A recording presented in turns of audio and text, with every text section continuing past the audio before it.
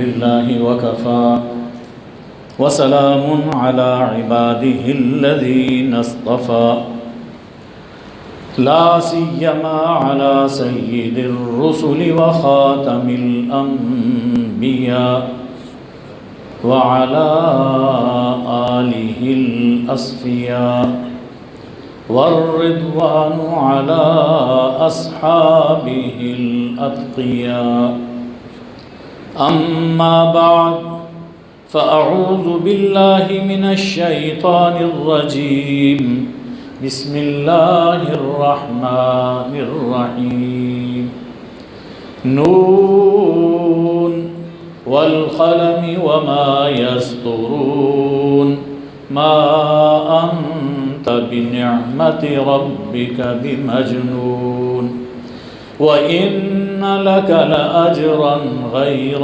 ممنون وإنك لعلى خلق عظيم صدق اللہ مولانا العظیم۔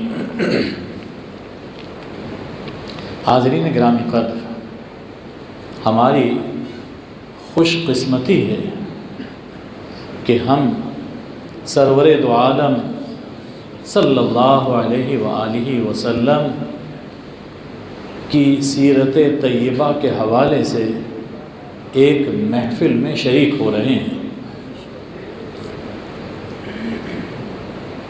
حضرت حسان نے فرمایا کہ ما ان مدحت محمدا بمقالتی ولكن مدحت مقالتی بمحمد۔ ہم حضور اکرم صلی اللہ علیہ وآلہ وسلم کا ذکر کر کے ان کی شان بلند نہیں کرتے، بلکہ ان کا ذکر کرنے سے خود ہماری شان بلند ہوتی ہے۔ تو ان گھڑیوں کو اپنے لیے سعادت سمجھیے کہ اللہ نے ہمیں اس مجلس مبارک میں بیٹھنے کی توفیق عطا فرمائی۔ حضور اکرم صلی اللہ علیہ وآلہ وسلم کی شخصیت مبارکہ ایسی ہے کہ جس پہلو سے دیکھا جائے بے مثال ہے،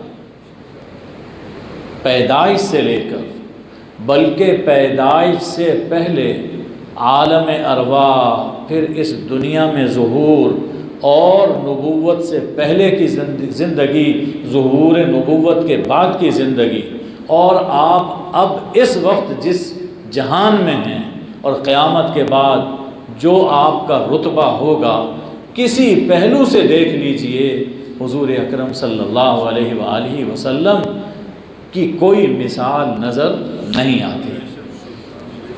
حسان بن ثابت نے فرمایا کہ وَأَحْسَنُ مِنْكَ لَمْ تَرَ قَطُّ عَيْنِي وَأَجْمَلُ مِنْكَ لَمْ تَلِدِ النِّسَاءُ خُلِقْتَ مُبَرَّأً مِنْ كُلِّ عَيْبٍ كَأَنَّكَ قَدْ خُلِقْتَ كَمَا تَشَاءُ۔ یہ تو حسان ہیں جو دور نبوی میں موجود تھے۔ ہر زمانے میں جن لوگوں نے سوچا اور آپ کی سیرت کو پڑھا، جامی نے یہ کہا کہ حسن یوسف دم عیسیٰ ید بیضا داری، آنچ خوباں ہمہ دارن تو تنہا داری۔ جتنے انبیاء کو جو کچھ آپ سے پہلے ملا، اللہ نے وہ سب کچھ کہیں بڑھ کر آپ کو عطا فرما دیا۔ خسرو نے دیکھا تو فرمانے لگے کہ بسیار خوباں دیدہ ام مہر بتاں ورزیدہ ام، اور آفاقہا گردیدہ ام، لیکن تو چیزیں دیگری۔ میں نے سب کو دیکھا، ایک سے ایک بڑھ کر دیکھا، لیکن حضور آپ اور ہی شخصیت ہیں، آپ کچھ اور ہی ہیں۔ اور ہمارے اقبال آئے، وہ پکار اٹھے، وہ دانائے سبل ختم الرسل مولائے کل، جس نے غبار راہ کو بخشا فروغ وادی سینہ۔ نگاہ عشق و مستی میں وہی اول، وہی آخر، وہی قرآن، وہی فرقان، وہی یاسین، وہی طٰہٰ۔ ہمارا تو سب کچھ آپ ہے، ہمارا تو سب کچھ آپ ہیں، آپ کے بغیر ہم زیرو ہیں، آپ ہی سے ہمیں وجود ملا، اس کائنات کو وجود ملا، ہماری بقا وہ آپ ہی کے دم سے ہے، اور ہم محفوظ اگر ہیں تو آپ کے سایہ رحمت میں ہیں۔ حضرت صلی اللہ علیہ وآلہ وسلم کی شخصیت کا ایک پہلو آپ کا خلق عظیم ہے۔ صاحبو، آج ہمارے پاس بہت کچھ ہے، علم بہت ہے،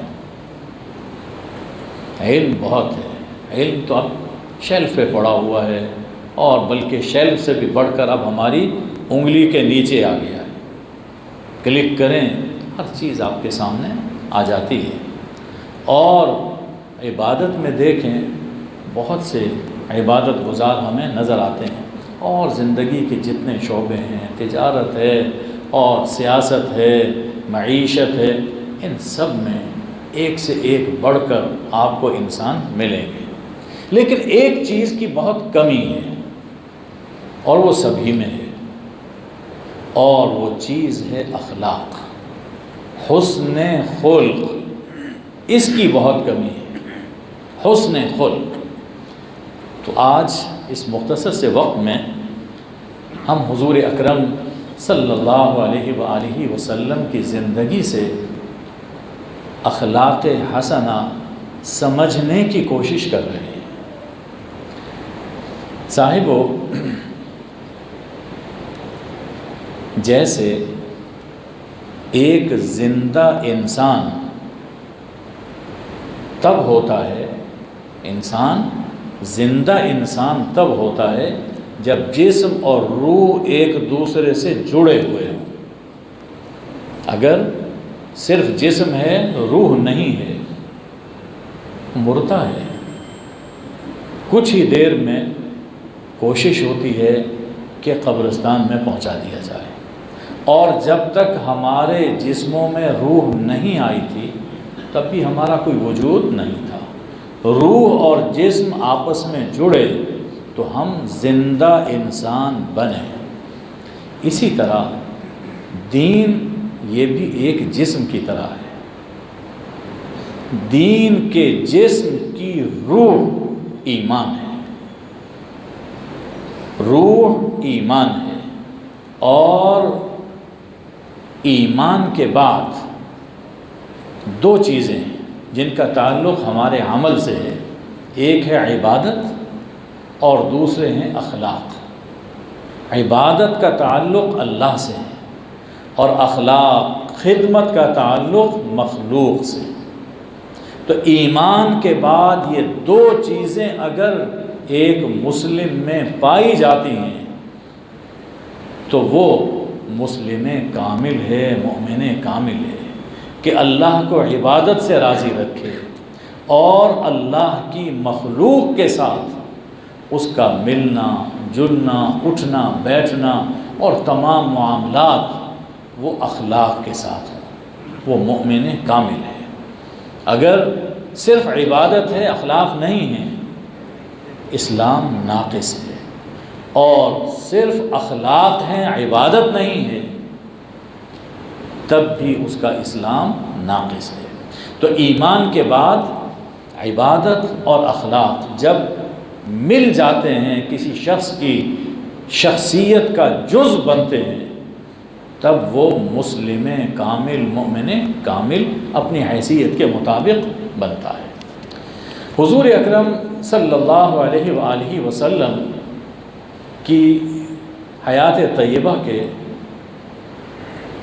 دو دور ہیں، مکی دور اور مدنی دور۔ مکی دور کے بھی دو حصے ہیں، ایک حصہ ظہور نبوت سے پہلے کا اور دوسرا حصہ ظہور نبوت کے بعد کا ہے۔ حضور اکرم صلی اللہ علیہ وآلہ وسلم پیدائشی طور پر خلق مجسم تھے، پیدائشی طور پر خلق مجسم تھے۔ ہم جانتے ہیں کہ مشرکین مکہ آپ کو صادق اور امین کہا کرتے تھے۔ نبوت کے ظہور سے پہلے آپ کو صادق اور امین کہتے تھے۔ اور ایک عجیب تبصرہ ہے، بڑا ہی گراں قدر تبصرہ ہے ام المومنین حضرت خدیجہ الکبریٰ سلام اللہ علیہا کا۔ جب حضور اکرم صلی اللہ علیہ وآلہ وسلم غار حرا سے گھر تشریف لائے تو طبیعت میں ایک گھبراہٹ تھی۔ ام المومنین سے مشورہ کر رہے تھے تو ام المومنین نے فرمایا، اور یہ بات جب ہم سن رہے ہیں تو اس پر بھی خیال کیجئے کہ ایسا تبصرہ پوری تاریخ انسانیت میں کسی خاتون نے نہیں کیا۔ کسی کے شخصی اوصاف کو یوں سمویا ہو چند جملوں میں، پوری تاریخ انسانی میں ہمیں نظر نہیں آتا۔ یعنی حضرت خدیجہ رضی اللہ عنہا نہایت ہی دانشمند خاتون۔ اور یہ بھی ایک پہلو ہے، عام طور پر اگر انسان گھبراتا ہے تو کسی مرد کا سہارا لیتا ہے، اس سے جا کر بیان کرتا ہے۔ لیکن حضرت خدیجہ کیسی عظیم خاتون، کیسی بلند مرتبہ خاتون ہیں کہ حضور صلی اللہ علیہ وآلہ وسلم اس موقع پر حضرت خدیجہ سے مشورہ لے رہے ہیں اور ان سے سہارا حاصل کر رہے ہیں۔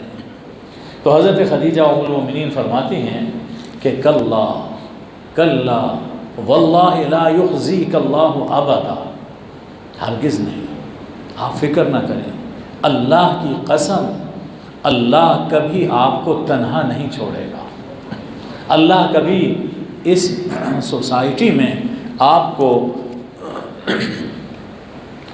رسوا نہیں ہونے دے گا۔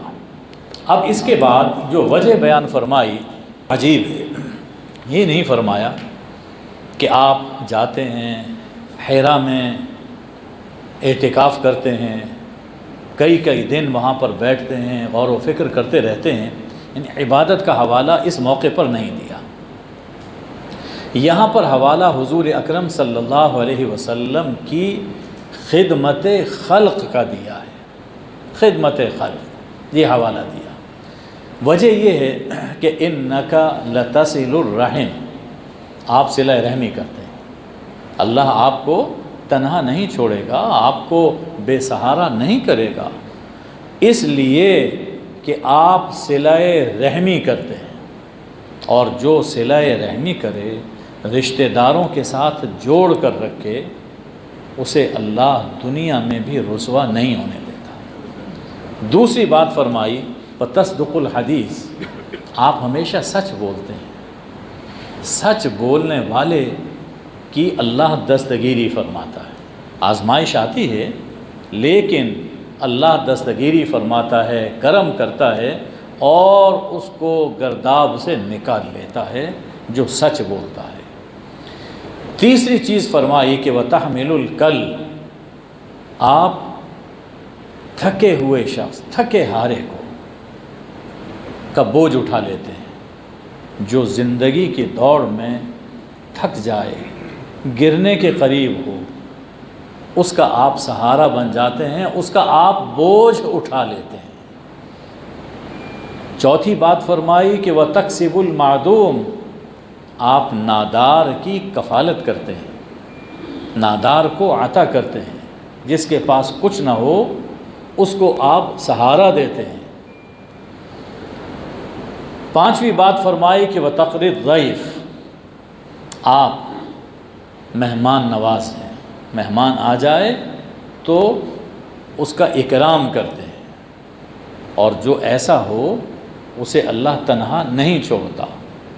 چھٹی بات فرمائی وتعین علی نوائب الحق، آسمانی آفت مصیبت آ گئی، کوئی زلزلہ آ گیا، مثلا سیلاب آ گیا، کوئی اور وائرس پھیل گیا، ایسے میں جب ایک عمومی تکلیف معاشرے میں پھیل جاتی ہے تو آپ لوگوں کی اعانت کرتے ہیں، ان کی آپ مدد کرتے ہیں، تو اس لیے آپ گھبرائیے نہیں، اللہ آپ کو عزت عطا فرمائے گا۔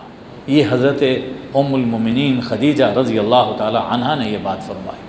اور پھر آپ کے اخلاق گھر میں ہمیں بہت بلند مرتبہ نظر آتے ہیں۔ زید بن حارثہ رضی اللہ عنہ اپنے قبیلے کے ساتھ اپنے ننہال کی طرف جا رہے تھے، راستے میں لوٹ پڑی، سامان بھی لوٹا گیا، زید کو بھی اپنے ساتھ لے گئے اور جا کر مکہ کے بازار، ان کا میلہ لگتا تھا عکاظ، اس میں جا کر بیچ دیا۔ اس میلے میں حضرت خدیجہ کے بھتیجے بھی تھے، حکیم بن حزام، انہوں نے خرید لیا اور آ کر اپنی پھپھی حضرت خدیجہ کو گفٹ کر دیا۔ یہ واقعہ اس وقت کا ہے جب حضرت زید ابھی 8 سال کے تھے۔ تو ظاہر ہے کہ جب حضرت خدیجہ کو انہوں نے گفٹ کیا تو رسول اللہ صلی اللہ علیہ وسلم کے گھر میں تھے، آپ میاں بیوی تھے، تو وہ آپ کی بھی خدمت کرتے تھے۔ اب ان کے ساتھ آپ سلوک دیکھیے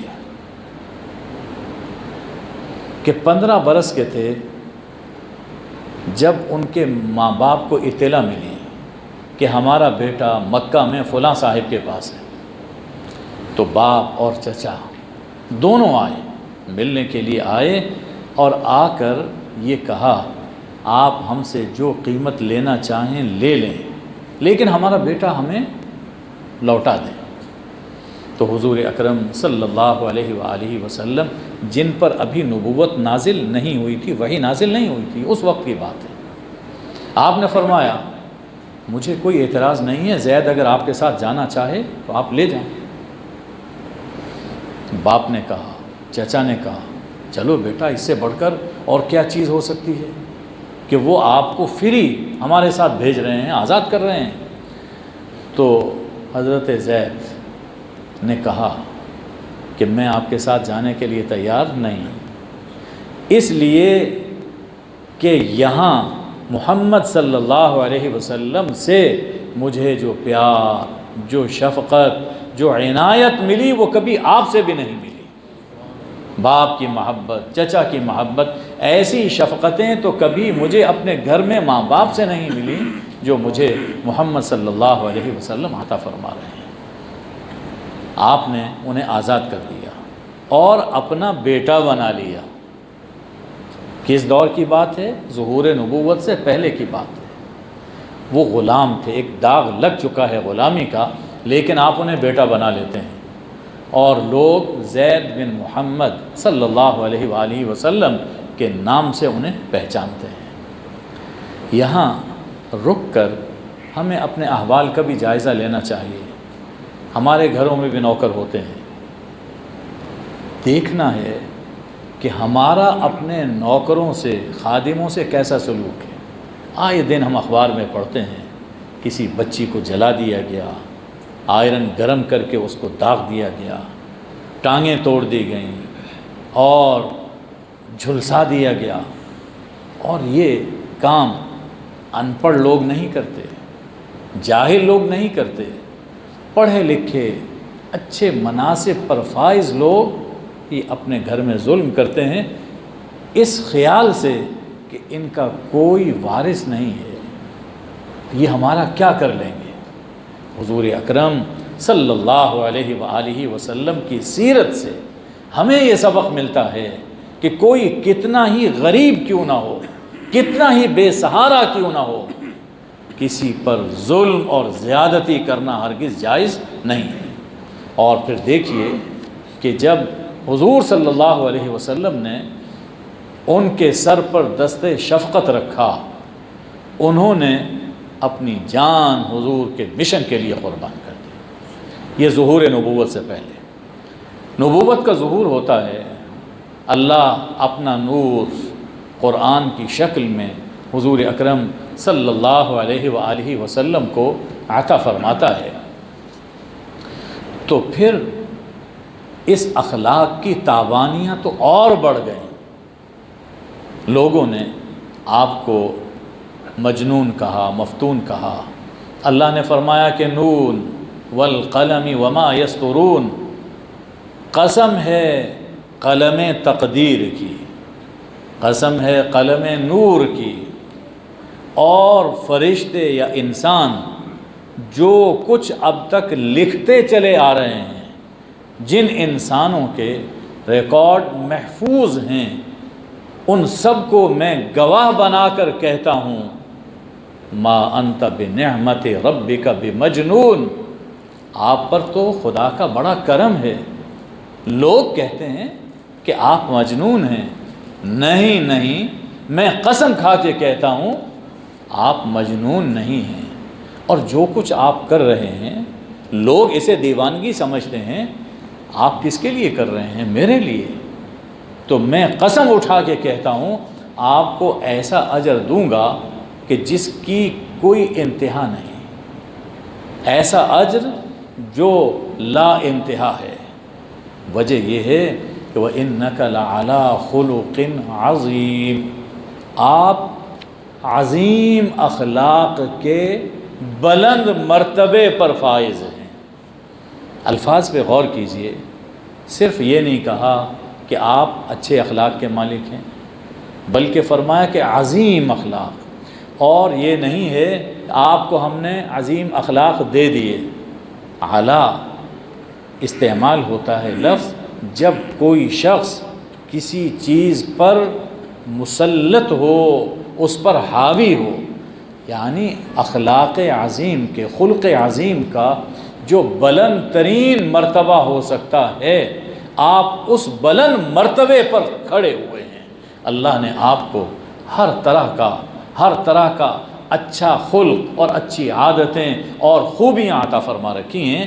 اس لیے ان دشمنوں کی بات کی پرواہ نہ کریں، اور جو کام آپ کر رہے ہیں آپ کو سپرد کیا گیا ہے، اس کام کو آپ بے کھٹ کے انجام دیتے رہیں، ہم آپ کی نصرت کریں گے۔ فَسَتُبْصِرُ وَيُبْصِرُونَ، آپ بھی دیکھ لیں گے، یہ بھی دیکھ لیں گے کہ بِأَيِّكُمُ الْمَفْتُونَ، مفتون کون ہے۔ اور پھر تاریخ آج ہمارے سامنے ہے کہ جو آپ کو مجنون کہتے تھے، ساحر کہتے تھے، آپ کا نام مٹانا چاہتے تھے، وہ خود سب مٹ گئے۔ نبی اکرم صلی اللہ علیہ وسلم کا نام بھی باقی ہے، کام بھی باقی ہے، اور قیامت تک آپ کا نام جاری و ساری رہے گا۔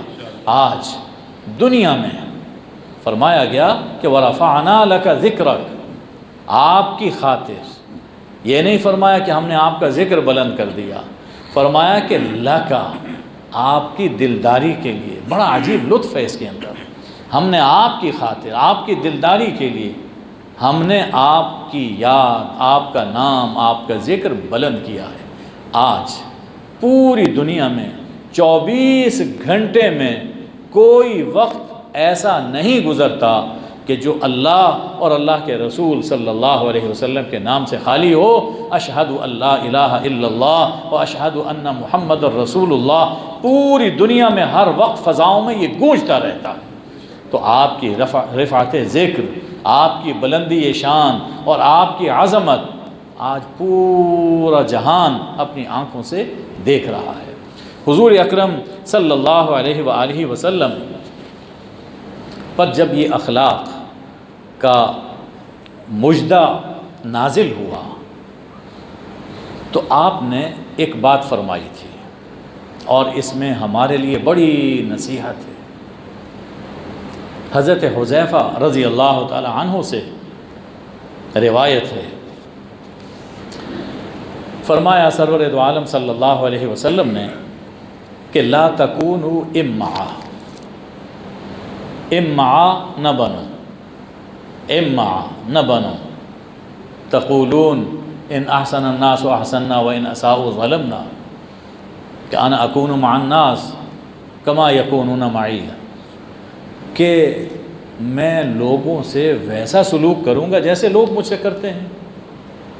ایسا نہ بنو، خود غرض نہ بنو، نفس پرست نہ بنو، لا تکونوا امعا نہ بنو کہ تم یہ کہنے لگو کہ اگر لوگ ہم سے اچھا سلوک کریں گے ہم بھی ان سے اچھا سلوک کریں گے، اور اگر لوگ ہم سے برا سلوک کریں گے ہم بھی اس کے جواب میں ان کے ساتھ برا سلوک کریں گے۔ وَلَٰكِنْ وَطِّنُوا أَنفُسَكُمْ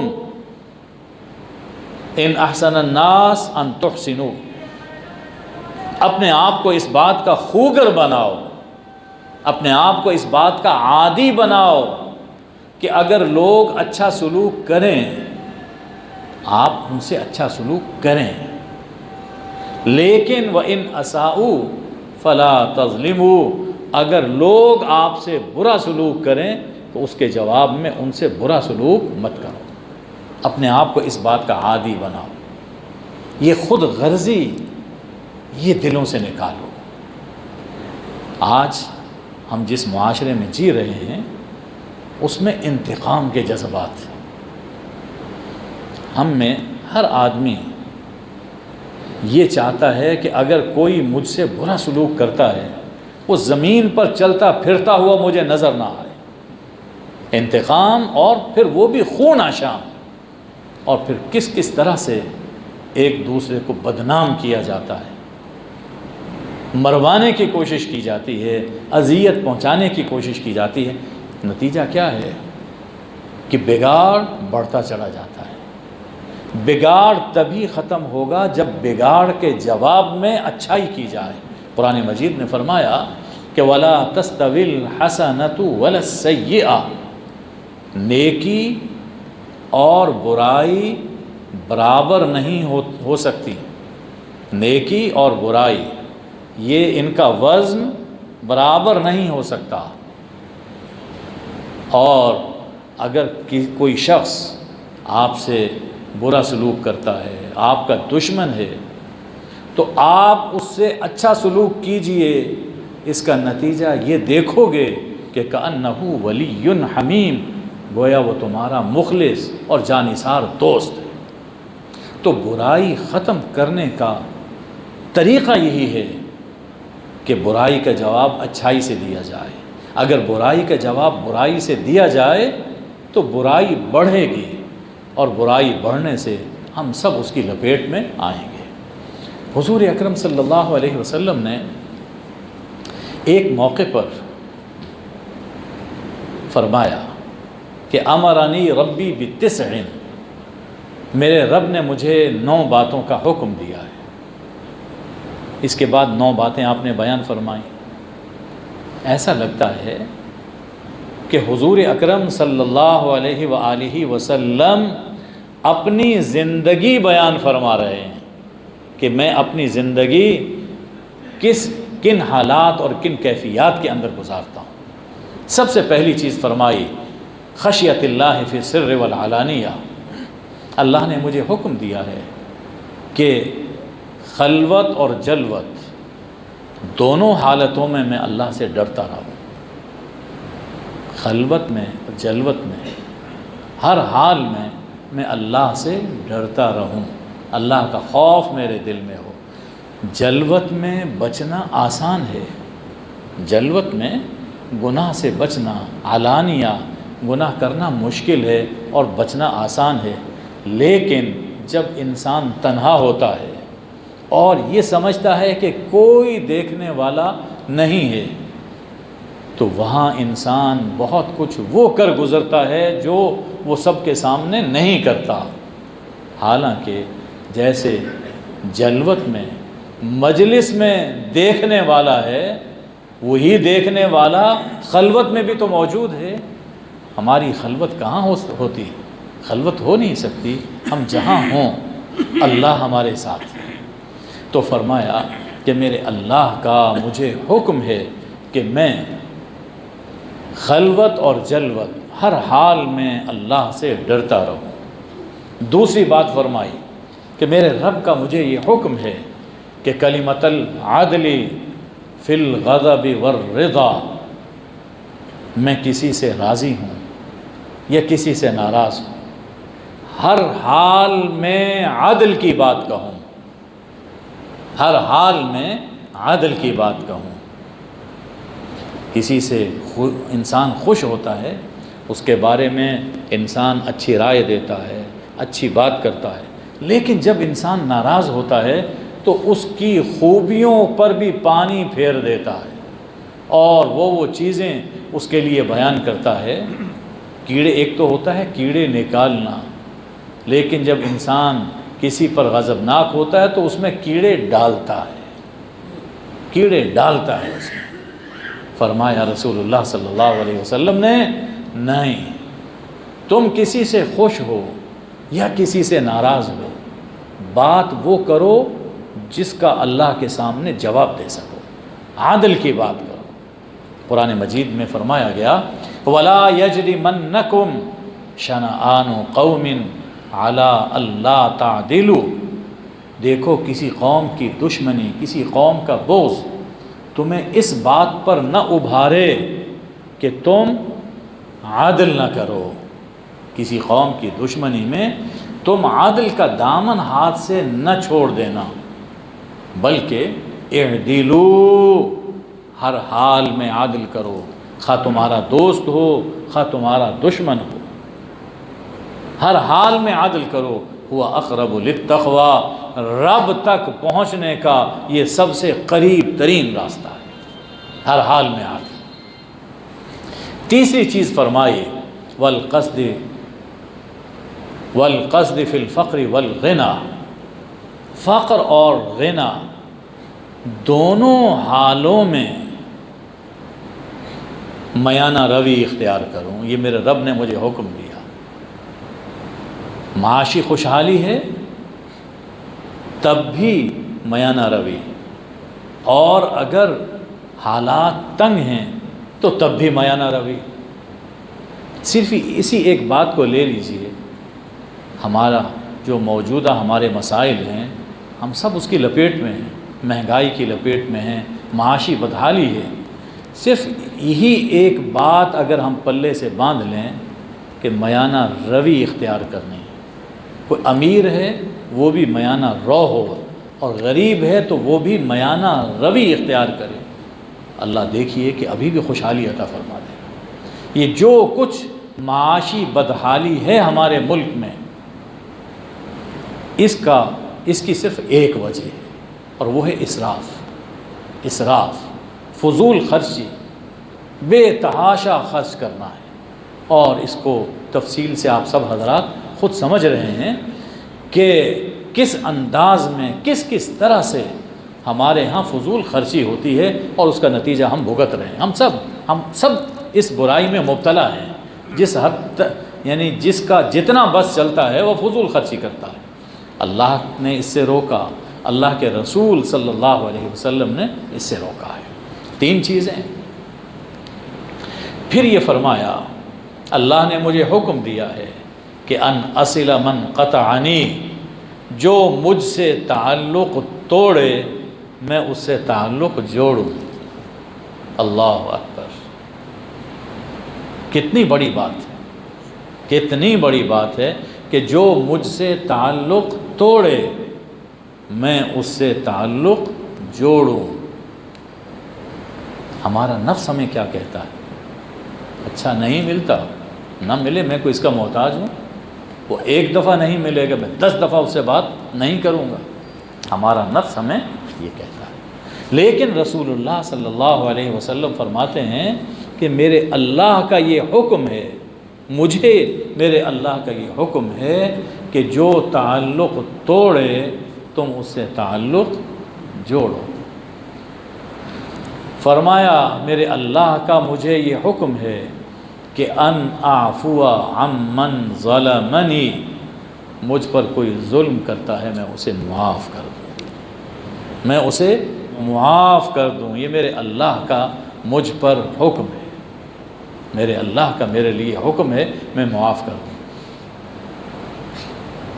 بات بنتی ہے معاف کرنے سے، بات بنتی ہے معاف کرنے سے۔ اگر بدلے میں اور انسان انتقام میں پڑ جائے تو بگاڑ بڑھتا ہے۔ پھر فرمایا میرے اللہ کا یہ حکم ہے کہ جو مجھے محروم کرے اعطیہ من حرمنی، جو مجھے محروم کرتا ہے، میرے حق سے مجھے محروم کرتا ہے، میرا رب فرماتا ہے اسے اور دو۔ میرا رب یہ فرماتا ہے کہ اسے اور دو، جو کچھ ہے اسے اور دو۔ بڑا مشکل ہے یہ نفس کی مخالفت کرنا، اور اس کا نتیجہ ہم دیکھ رہے ہیں۔ پھر یہ فرمایا، کتنی نصیحتیں ہو گئیں، کچھ یاد ہے؟ میرے ساتھ چل رہے ہیں؟ 6 ہو گئے، ماشاء اللہ۔ 7ویں نصیحت جو اللہ نے حکم دیا، ان یکون صمتی فکرا، میری خاموشی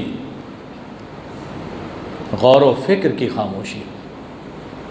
میں بیٹھا ہوں، چپ ہوں، لیکن میں سوچ رہا ہوں، اللہ کی معرفت پر غور کر رہا ہوں، اللہ کی اس کائنات میں غور و فکر کر رہا ہوں۔ ان فی ذلک لآیات لقوم یتفکرون، قرآن مجید میں کتنے مقامات پر اللہ نے ہمیں تفکر، تدبر اور عقل استعمال کرنے کا حکم دیا ہے۔ تو میری خاموشی وہ غور و فکر ہے۔ وَنُطْقِي ذِكْرًا، میرے رب نے مجھے یہ فرمایا ہے کہ جب میں بولوں تو اس کے حکم کے مطابق بولوں، اللہ کا نام میری زبان پر ہو، اللہ کی یاد وہ میرے کلام میں ہو۔ اور 9ویں چیز یہ فرمائی، وَنَظَرِي عِبْرَةً، جب میں کہیں دیکھوں تو اس سے عبرت حاصل کروں، اس سے کوئی نصیحت حاصل کروں کہ اللہ نے یہ کائنات کیسی بنائی، یہ واقعہ ہوا تو اس میں میرے لیے کیا سبق ہے، میری نظر وہ پاک نظر ہو، اور اس میں اپنی زندگی کے لیے سبق، عبرت اور نصیحت حاصل کروں۔ یہ ان 9 باتوں کا اللہ نے مجھے حکم دیا۔ یعنی اس سے یہ سمجھ میں آیا کہ حضور اکرم صلی اللہ علیہ وسلم کے اخلاق وہ اصولی اخلاق تھے، جوابی اخلاق نہیں تھے کہ جو جیسا کرے گا میں ویسا کروں گا، یہ نہیں۔ آپ اخلاق پر قائم ہیں، کوئی کیسا ہی کرے ہم نے اپنا مقام نہیں چھوڑنا، ہم نے اپنا مقام حسن اخلاق ہم نے نہیں چھوڑنا۔ اگر ہم امتی جو آپ کو ماننے کا ہم دعویٰ رکھتے ہیں، الحمدللہ سچے ہیں، لیکن عمل میں کمزور ہیں، اگر ہم بھی یہ اخلاق اپنا لیں، آج بھی یہ دنیا وہ ہماری ہے، دنیا یہ ہماری ہے۔ حضور اکرم صلی اللہ علیہ وسلم یہ تو ایک ذاتی زندگی ہے، ایک آپ کی پبلک لائف ہے، عوامی زندگی۔ جس عوامی زندگی میں انسان کو بہت کچھ سہنا پڑتا ہے، اس میں انسان کو بھڑکانے والی بہت سی چیزیں سامنے آتی ہیں، لیکن اس میں بھی جب ہم دیکھتے ہیں تو حضور اکرم صلی اللہ علیہ وآلہ وسلم اپنے بلند اخلاق پر ہمیں کھڑے ہوئے نظر آتے ہیں۔ صرف 2 باتیں عرض کر کے اپنی گفتگو ختم کروں گا۔ ثمامہ بن اسال یمامہ کے یہ حاکم تھے۔ یمامہ اس زمانے میں بھی اور آج بھی بہت زرخیز علاقہ ہے، یہ ریاض کے قریب ہے۔ یہیں کا وہ مسیلمہ کذاب یہیں کا رہنے والا تھا جہاں جنگ یمامہ ہوئی تھی۔ تو اس کا حاکم تھا ثمامہ، شکار کھیلنے کے لیے آیا ہوا تھا کسی جگہ، صحابہ کرام کا کوئی دستہ جا رہا تھا، یہ جو نظر آیا انہوں نے پکڑ لیا، کیونکہ جنگ چل رہی تھی، پکڑ لیا، حضور صلی اللہ علیہ وسلم کی خدمت میں لے آئے اور لا کر صحابہ نے انہیں باندھ دیا۔ جب حضرت مسجد میں تشریف لائے تو ثمامہ نے اپنا تعارف کروایا کہ میں یمامہ کا حاکم ہوں۔ اب یہ تو بڑا موٹا شکار تھا نا، بڑا موٹا شکار، اور ایسا کوئی موٹا شکار مل جائے تو پھر کس طرح سے اسے ایکسپلائٹ کیا جاتا ہے، اس سے فائدے اٹھائے جاتے ہیں۔ ثمامہ نے 3 آفرز کی، دیکھیے اگر آپ مجھے قتل کرتے ہیں تو میری قوم اس کا بدلہ لے گی، اور اگر آپ کوئی فدیہ چاہتے ہیں جو مانگو گے دوں گا، اور اگر آپ مجھے چھوڑ دیتے ہیں تو میں آپ کا احسان مند رہوں گا۔ 3 باتیں فرمائیں۔ حضور اکرم صلی اللہ علیہ وسلم نے فرمایا اسے آزاد کر دیا جائے، اسے رہا کر دیا جائے۔ سبھی حیران ہو رہے تھے کہ کتنا بڑا آدمی پکڑا گیا اور بہت کچھ حاصل کر سکتے تھے، اور قید کا زمانہ تھا، یہ مکہ میں قید پڑا ہوا تھا۔ حضور صلی اللہ علیہ وسلم نے رہا کر دیا، چلا گیا۔ کچھ دیر کے بعد لوگ دیکھتے ہیں کہ ثمامہ گھوڑا دوڑاتا ہوا واپس آ گیا، قریب کسی باغ میں گیا، وہاں جا کر نہایا، اور حضور صلی اللہ علیہ وسلم کی خدمت میں حاضر ہو کر عرض کی اشہد ان لا الہ الا اللہ و اشہد انک رسول اللہ، صدق دل سے شہادت دیتا ہوں لا الہ الا اللہ کی، اور میں مانتا ہوں کہ آپ اللہ کے رسول ہیں۔ ورنہ ایسے حالات میں جو ہمارے قبائلی رسوم ہیں، ہمارا رواج ہے، اس میں اتنے بڑے دشمن کو یوں چھوڑ دیا جائے، یہ ہو ہی نہیں سکتا۔ یقیناً یہ کام وہی کر سکتا ہے جو اس دنیا میں رسول رحمت بن کر آیا ہے۔ میں آپ کی شہادت دیتا ہوں کہ آپ اللہ کے سچے رسول ہیں، مجھے قبول کیجیے۔ حضور نے قبول کیا، یہاں سے مکہ گیا، عمرہ کیا۔ انہوں نے کہا کہ آپ تو بے دین ہو گئے۔ ثمامہ نے کہا کہ آج ہی تو میں دیندار ہوا ہوں۔ گندم یمامہ سے مکہ آیا کرتی تھی، آرڈر دے دیا کہ یہ گندم بند۔ جو محمد صلی اللہ علیہ وآلہ وسلم کی مخالفت کر رہے ہیں تو انہیں میں غلہ پہنچاؤں، نہیں ہو سکتا۔ مکہ کے لوگ دشمن تھے، ایمان نہیں لائے تھے، حضور صلی اللہ علیہ وسلم کی خدمت میں حاضر ہوتے ہیں کہ ہم آپ کے بھائی بند ہیں، آپ کے قبیلے کے لوگ ہیں، ثمامہ کو کہیے کہ گندم ہمیں دیا کرے۔ حضور صلی اللہ علیہ وسلم نے خط بھجوایا کہ جتنی گندم، جتنا غلہ پہلے تم بھجواتے تھے اب بھی اتنا ہی بھجواؤ۔ یہ ہیں اصولی اخلاق کہ مقابل میں دشمن کیسا ہی سلوک کرے، لیکن ہم نے اپنے اخلاق کو نہیں چھوڑنا، ہم نے خود غرض نہیں بننا، ہم نے نفس پرست نہیں بننا، ہم نے اینٹ کا جواب پتھر سے نہیں دینا بلکہ محبت سے دینا ہے۔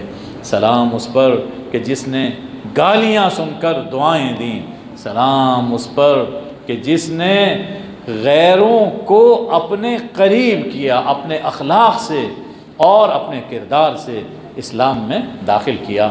عربی کے ایک شاعر نے کہا اور بہت خوب کہا ہے کہ قضى الله للأخلاق أن تتجسد، قضى الله للأخلاق أن تتجسد فقال لها كوني فكانت محمدا۔ اللہ نے فیصلہ کیا، اللہ نے یہ چاہا کہ اخلاق حسنہ مجسم صورت میں سامنے آ جائیں۔ اب ہم سنتے ہیں شکر، ذکر، فکر، یہ سب باتیں سنتے ہیں، دکھائی نہیں دیتی۔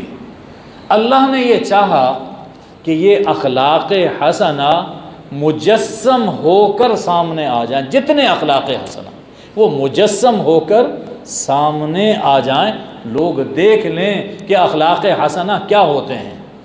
تو اللہ نے اخلاق حسنہ سے فرمایا کونی، تم مجسم ہو کر سامنے آ جاؤ، تو وہ اخلاق حسنہ نے محمد صلی اللہ علیہ وسلم کا پیکر اختیار کر لیا۔ آپ سراپا آپ اخلاق تھے، آپ کی خلوت، آپ کی جلوت، آپ کا لوگوں سے ملنا اور آپ کا گھر میں رہنا سہنا سراسر اخلاق پہ مبنی تھا۔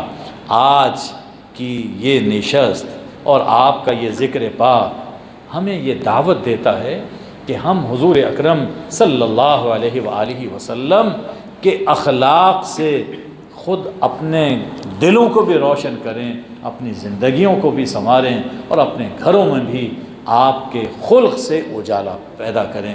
اللہ مجھے آپ کو عمل کی توفیق عطا فرمائے۔ اللہم صلی علی سیدنا و مولانا محمد النبی الامی و آلہ وبارک وسلم۔ اے اللہ، ہم حضور اکرم صلی اللہ علیہ وسلم آپ کے حبیب اور اپنے شفیع کی یاد میں یہاں پر بیٹھے ہیں۔ اے اللہ، اسے قبول فرما اور اس مجلس کو ہمارے دلوں میں حضور صلی اللہ علیہ وسلم کی محبت بڑھانے کا ذریعہ بنا۔ اے اللہ، آپ کی محبت، آپ کے اخلاق کی محبت اور اس کی پیروی ہمیں نصیب فرما۔ حضور اکرم صلی اللہ علیہ وسلم کو آپ نے نبی رحمت بنا کر بھیجا۔ اے اللہ، ہمیں بھی اس معاشرے کے اندر رحمت بننے کی توفیق عطا فرما۔ یا اللہ، جن جن اعمال کی وجہ سے آپ کا قرب نصیب ہوتا ہے، اے اللہ ہمیں وہ اعمال کرنے کی توفیق عطا فرما اور ان اعمال سے بچا جو ہمارے آقا و مولا صلی اللہ علیہ وسلم کو ہم سے ناراض کرنے کا سبب بنے۔ اے اللہ، کہ ہمیں ایسا بنا دے کہ قیامت کے دن حضور صلی اللہ علیہ وسلم ہمیں دیکھیں تو ہماری شفاعت فرمائیں۔ اے اللہ، ایسی زندگی سے بچا، ایسے خاتمے سے بچا کہ قیامت کے دن حضور صلی اللہ علیہ وسلم ہمیں دیکھیں تو کہیں ہم سے اپنا چہرہ مبارک نہ پھیر لیں۔ یا اللہ، آپ کی شفاعت نصیب فرما، کی محبت نصیب فرما۔ یا اللہ، جتنی کوتاہیاں ہو چکی، جتنے گناہ ہو چکے، اپنے کرم سے معاف فرما اور ہمیں اپنی آئندہ زندگی حضور صلی اللہ علیہ وآلہ وسلم کی سنت کے مطابق گزارنے کی توفیق عطا فرما۔ اے اللہ، آج پھر یہود جیسے حضور صلی اللہ علیہ وسلم کے زمانے میں ظلم کرتے تھے، ستاتے تھے، اے اللہ اپنے پڑوسی فلسطینی مسلمانوں کو ستا رہے ہیں اور مسلسل ان پر ظلم کر رہے ہیں۔ اے اللہ، ان کے دستے ظلم کو توڑ دے۔ اے اللہ، ان یہودیوں کی گرفت فرما۔ اے اللہ، جیسے پہلے آپ نے ان کی گرفت فرمائی، اے اللہ ویسے ہی ان کی گرفت فرما اور ہمارے فلسطینی بھائیوں کی، ہمارے کشمیری بھائیوں کی اور دنیا بھر کے مظلوموں کی دستگیری فرما۔ وصلی اللہ وبارک وسلم علی حبیبہ سیدنا محمد و آلہ الطیبین الطاہرین، آمین یا ارحم الراحمین۔